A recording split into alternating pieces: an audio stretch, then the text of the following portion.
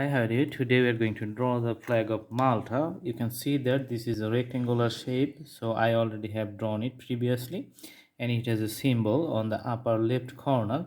Now the flag has two different colors. One side is of red color and another side is of white color. Let's put the border outlines in the middle. Okay, so the dividation points you can see here. Now I'm going to put the red color on the right side. Let's put the colors now.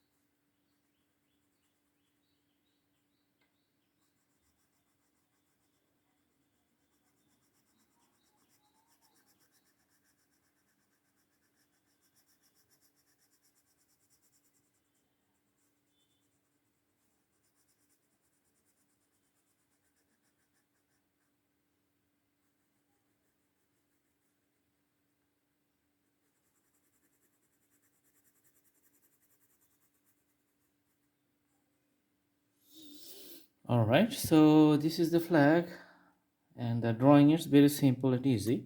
I hope you like the video. Please subscribe the channel and put the bell icon on to get the updates. You can also browse through our playlist and you can select lots of drawings in different categories. So many drawings there.